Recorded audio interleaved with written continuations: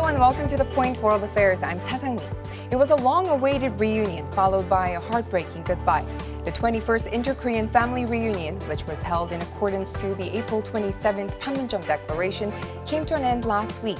The reunion was a bittersweet affair, with the participants being filled with both euphoria and tears.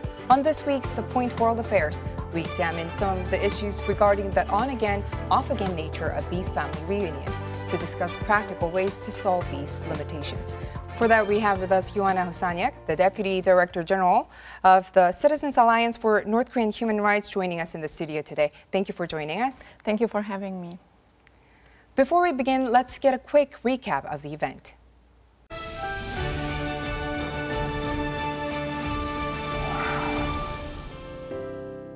The 21st round of Inter-Korean family reunions took place from August 20th to the 26th, thanks to the Panmunjom Declaration made in April.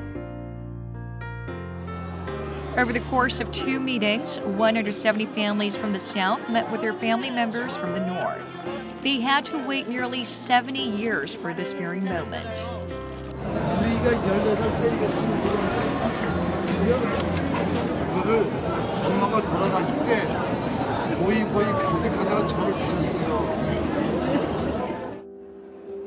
Unlike previous meetings, family members were granted a separate lunch space for more privacy, and the immigration procedure was simplified to maximize the time for the reunions. But there were also criticisms. A total of roughly 10 million people were separated from their loved ones as a result of the Korean War and the split of the peninsula. While some 130,000 people have applied for the Inter-Korean Family Reunion since they were first launched in the year 2000, only about 4,000 separated families have reunited so far. As the division of South and North Korea continues to persist, time is running out for the families yearning to see their loved ones once again. Over 75,000 have already passed away, and 85% of the remaining pool of people are in their 70s or above. The cap on the number of families per reunion is not enough to satisfy the wishes of the families.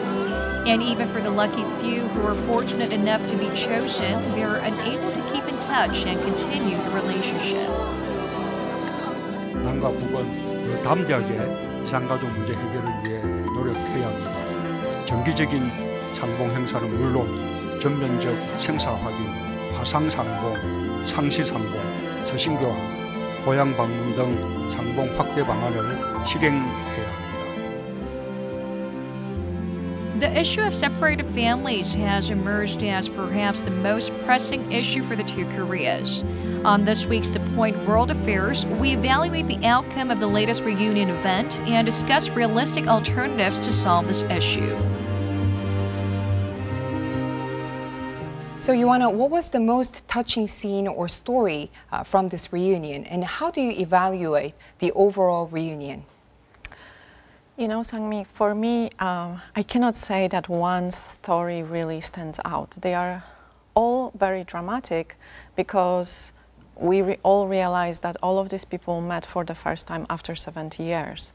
So you cannot kind of grade which story is more dramatic if they all meet each other after 70 years. What is more, I think, dramatic and emotional for me is the fact that we watch it on TV. It should not be the way that we should watch on TV. I mean, how many of you, me or you know, go home and have a TV watching, like we eat dinner with our parents or with our siblings? This is our everyday life. We don't even pay attention that we do that because it's so normal. And this should be normal. We should not even pay attention that something like that is ongoing. It just should be quietly ongoing, and it isn't. And I think this is what is so heartbreaking about this situation. There are a lot of criticism about this reunion because it is a one-time thing, they say. They address a lot of issues. And I'm sure the South Korean government knows about these problems. But what do you think are some of the major issues with these reunions? Well, first of all, this is a very difficult humanitarian situation, and we should address this humanitarian situation first and foremost. These people have been separated for so long, right? And what we have to really say to ourselves and what we have to evaluate is that did these policies work so far? I mean, there are over 130,000 people who registered for these reunions, and after so many years, we have only less than 10% that was able to meet their relatives in the north. It means that in this kind of time frame, if we do it so slowly, it would take us probably around 500 years so that everyone can meet their relative. This is abnormal, right? That means that we have to evaluate these policies and somehow speed them up. What does it mean? That means much tougher conditions being put on North Korea. And when we think about it, it's both Red Crosses, North and South Korean Red Crosses, agreed for these meetings already in 1972. So it's more than 40 years of, certain agreements. They also agreed at that time for the exchange of the postage and tracing of families and their whereabouts. Nothing of that has been really realized. One thing that for me, is very strange, and I think that's what also a lot of foreign media point to, is that we call these reunions. They are not reunions, right? These are one-time meetings. Mm-hmm. We meet someone for our parents in 70 years for 11 hours, and we are never able to speak to them again. What kind of family reunion is that? And I think that we have to raise these questions. The conditions have to be set up so that these people, for example, are allowed to have contact by mail, by phone, in this era of technology, even Skype each other, at least these minimal conditions should be set up. I am really surprised, and I think many foreign experts are surprised that this haven't been done this way so far. Right, you raised some important issues here. I actually did go and meet some of these separated families who haven't got the chance to go to this reunions, and they told me that even for those who actually go up to Mount Kumgang and meet their families, they later suffer from a lot of trauma that they met the person and they were, separated again. I think we have to face the facts straight. These people are re-traumatized through these so-called reunions. They probably might also soon die just because of the emotional kind of arousing that this reunion, the situation that this reunion puts them in, and the fact that they are not able to deal afterwards emotionally with the fact that they will not be able to see or talk to these people again. I lived in the communist state during my childhood years, and I remember that some of the relatives had to come to Poland to visit their families. They had to pay to the government because the government, of course, was gathering, communist government at that time was gathering foreign currency. Mm-hmm. So you had to exchange certain amount of money. So was in Germany. But people were able to come and visit their families or write letters. We were able to receive parcels from our family abroad in Western countries. We were able to go to the post office and dial the phone and call them because in communist countries not every home, and so is in North Korea, has phone number. But this minimum conditions should be negotiated after so many years. So a lot of people, a lot of experts say that this is also a very political thing. Both of the two Koreas, they raise the issue of reunion as somewhat of a tool between their political and diplomatic kind of means. When their relations improve, then they talk about the date for the reunions, but when it is bad, they never talk about it. So how do you think the governments should react to this? Well, first of all, this, as you rightly pointed so, family reunions are somehow indication of how well the situation between North and South Korea is. It's kind of like a barometer, right, of showing whether situation is good on Korean Peninsula or bad. Mm-hmm. But that means that these reunions are used both by South Korea and by North Korea for political reasons, for the public, and not really for the people. And if we switch our policy to kind of wanting to resolve the issues from the perspective of the victims, mm-hmm. then we would have to set up completely different policies and negotiate with North Korea much harder. First and foremost, this should not be part of any political negotiations. This should be only done by humanitarian agencies, should be taken out. No matter what is going in political processes, this is ongoing. And this is where North Korea also can show. North Korea right now needs a lot of international attention. And, you know, it plays actually into North Korea's hands, so we should use it in setting up certain conditions to show North Korea that, look, you can do much more, and this will have so much more benefit in terms of South Korean public, in terms of international community. Let's put these issues aside, let them make, you know, South Korean, North Korean Red Cross, maybe International Red Cross being involved, and let's pursue it while we continue our negotiations. I mean, after all, it's South Korea who pays also for these meetings, so we should be the ones who are setting up conditions. And we should be the ones who are somehow bringing North Korea to the realm of international standards, right? We should not lower our standards, domestic or international, to North Korean side. It should be vice versa. But it seems that this is what we do and what we have been doing over the years. With the aging of the separated family members, coming up with ways to resolve the issue has emerged as one of the most pressing matters in inter-Korean relations. 그분들이 헤어진 가족의 생사조차 알지 못한 채 천추의 한을 안고 생을 마감하신 것은 남과 북의 정부 모두에게 부끄러운 일입니다. 이산가족 상봉을 더 확대하고 속도를 내는 것은 남과 북이 해야 하는 인도적 사업 중에서도 최우선적인 사업입니다. In Germany, the establishment of the Berlin Wall in 1961 left many who went over to the western side of the country to find work apart from their families. But soon after, crossing of the inner German border was permitted in 1964, and the basic treaty signed by the Federal Republic of Germany and German Democratic Republic allowed phone exchanges and stays.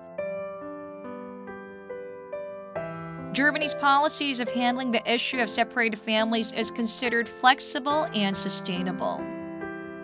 Why has it earned this praise, and how have their policies eventually affected the divided country as a whole? We connect with a historian from Germany to see how Germany's case can provide solutions to Korea's issue of separated families. Now let's connect to an expert from Germany, Professor Michael Wolffsohn from University of German Federal Armed Forces in Munich, also one of the leading German historians. We'll talk about how Germany dealt with the issue of separated families. Welcome, Michael. Hi, hello, Sammy. Germany also had a painful history of divide and a time when exchange was hard between separated families. How did Germany handle the issue at the time? Well, you have to remember that the standard formula and also public awareness in divided Germany was one nation, two states. And this is, as far as I can realize, also correct with regard to the two Korean states. And therefore, family reunions, or bringing people together from these two states, was an important factor to keep the nation working, so to speak, in public awareness. This was not the decisive political factor, but it was very important to have that feeling of togetherness. Can you elaborate a little more on that one nation and two countries policy, or the one nation, two states formula? It seems like Korea has been divided for almost 70 years, so maybe the divide is stronger. What do you think about that? This is correct. The longer the division lasts, the more difficult it gets on the one side. But there are many historical examples where time does not really matter if people keep memories. Poland is a good point in this case. Poland had been divided, or in fact liquidated, for roughly 200 years, but Poles wanted their own nation. And therefore, I think that this will also be true for Korea, because after all, there is one important, in fact, most important instrument, so to speak, and this is language and culture, and this matters. So you're saying as long as the language and culture is similar or actually the same, the divide, how longer the divide, it doesn't really matter. Then how about the free exchange of people during the time Germany went through these times? Do you think it really helped and paved the way for the reunification? It was a factor, but definitely not the decisive one. We have to distinguish between two levels: the national as well as the international level, which I call the macro level, and the individual or family level, i.e. the micro level. The micro level and the macro level are, of course, intertwined, but the decisive factor, and this is how and why German unification could be realized, because the international setting changed. And if you look at the scene in Korea, the two Korean states, you have a general change with regard to the international scene. You can like or dislike President Trump, but he has changed on the macro, on the international level, the rules of the game. And this is why there are new perspectives, positive ones, with regard to that case for the two Korean states. Right, Michael. So how much do you think this issue of separated families really important for reunification of a nation? For example, for Korea, it is some 57,000 people from South Korea who are still living, who are separated with North Korean families there. And only 100 people get to be chosen to go up to the Mount Kumgang every time there is a reunion. And that's why the society is not very interested about this. So how much do you think that this is important for a reunification? Virtual reality has become more important than real reality, so to speak. So by multiplying these events via media, it becomes an international event, so to speak. Last night I watched these television reports as well, like you in Seoul or wherever in South Korea, and possibly also North Koreans.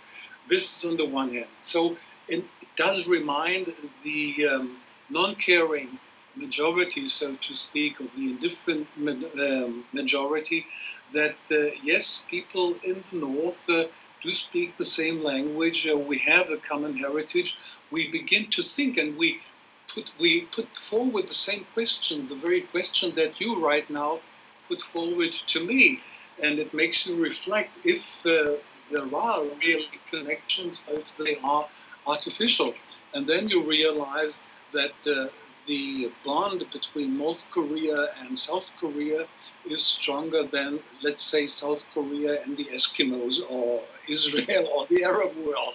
On the other hand, and this is a very realistic question and perspective that you put forward, the internal divisions will remain, but they have been existent also before, like in Germany, East and West, North and South, and the same problems are relevant to Korea. Urban population versus agrarian population, harbor cities with a cosmopolitan atmosphere vis-a-vis closed cities, so to speak. Therefore, yes, there are always, with regard to every society, divisions, but there are also strong uniting forces. Thank you very much, Michael. That has been Michael Wolffsohn from Munich, Germany. Joanna, so obviously, Korea is very different from Germany. But is it possible, do you think, to apply this German model into this situation on the Korean Peninsula? Over the years of doing my work at Citizens Alliance for North Korean Human Rights, I've learned that there were many South Korean agencies that were going to Germany to study unification. It seems that over these 20 years that this process has been ongoing, we've learned something, and it seems that we didn't, because actually when you look at the facts, German case was applied differently, even though the situations are quite similar in certain aspects, and Korean governments are doing things differently. So I don't know what this learning, how much we've learned from the past. I think that what Professor Wolffsohn was saying is very important, in a sense that what he was pointing out in German case was that it was not very much about political agenda. It was more about creating togetherness and keeping memories. I think this is a crucial point here. If we don't keep memories, then there is no continuation of Korean kind of heritage, because this second, third generation will simply not remember, will not know about their families. This is why we have to keep this togetherness in a much broader setting, allowing these contacts on a much larger scale in order to prepare for unification. Otherwise, as Professor Wolffsohn said, then you have language and culture is not really enough. It's been 70 years after the division, so in a way these are two different countries. I mean, people, yes, do speak the same language, they have similar culture, yet, as he said, pointed out, there were a lot of internal and still are internal divisions between East Germany, West Germany. Mm-hmm. So is the case here. Germany was still able to keep these memories and this in kind of, you know, one line, remembering that we were once, one time.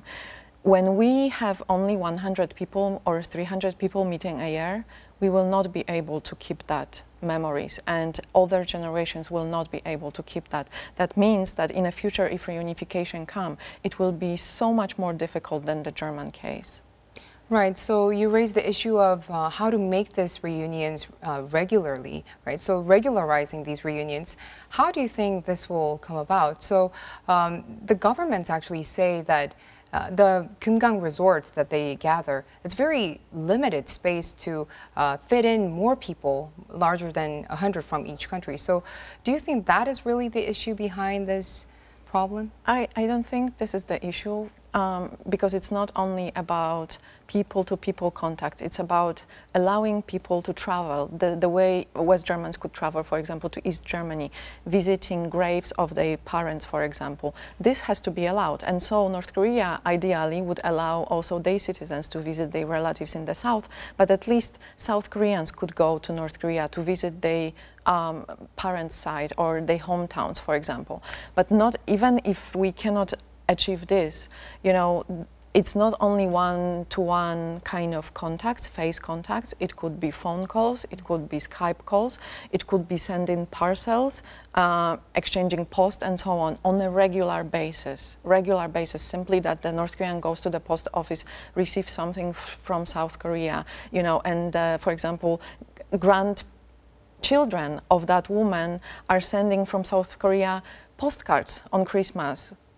Grandma, even I don't know you, or great-grandma, I don't know you, but I am here in South Korea and I wish you well for the New Year, for example.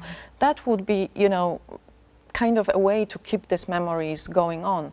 They are dying off because not many people, even if they know that they have been divided and some part of the family came from the north, most of the people really don't pay attention. They didn't write it down, and the next generation does not have much information. Right, the letter exchanges. This actually was one of the sessions they had on the last days of the 2 rounds of reunions. They exchanged letters. Exactly how this could actually go on as an official kind of exchanges, it is really not known. Well, it has been agreed already in '72. You just have to set up conditions that this ongoing, that this is not one exchange letter. You are meeting with someone and you exchange letters, that's not enough. It's after you met someone and you go home, a week later that person, or a month later that person has a birthday and you want to send a postcard. You should go to the post office and send a postcard. This should be natural. This, I think at least, this South Korean government can do. I think we can do so, and we are really rich economy, and we have, North Korea needs us. North Korea needs our help, and I just saw the news that the budget is going to grow exponentially to provide humanitarian assistance through non-governmental resources to North Korea. Well, that is how we are paying also for these reunions. Let's set up the conditions. Let's change our policies from the perspective of the victims, of the people that really need it the most. This is human rights-based approach. I understand. Thank you very much for your expertise today. Thank you. Thank you very much. With improving inter-Korean relations and the government's strong will to engage in dialogue with the North, we hope to see a more permanent solution to the issue of separated families in the near future. That's all we have for this week's The Point World Affairs. Thank you for tuning in. See you again next week.